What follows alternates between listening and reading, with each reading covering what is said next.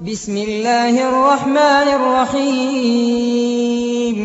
لا أقسم بيوم القيامة ولا أقسم بالنفس اللوامة أيحسب الإنسان أن لن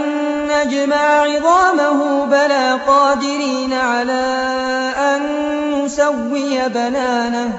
بل يريد الإنسان ليفجر أمامه يسأل أيان يوم القيامة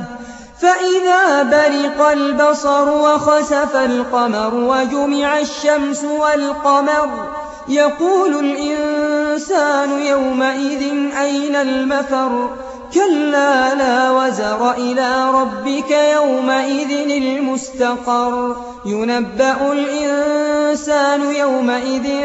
بما قدم وأخر بل الإنسان على نفسه بصيرة ولو ألقى معاذيره لا تحرك به لسانك لتعجل به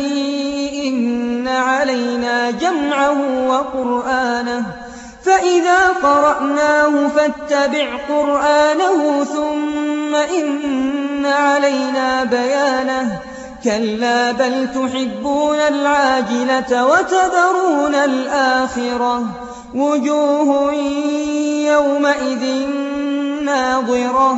إلى ربها ناظرة ووجوه يومئذ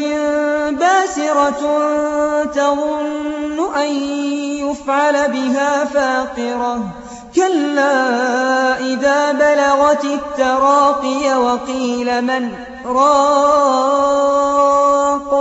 وظن أنه الفراق والتفت الساق بالساق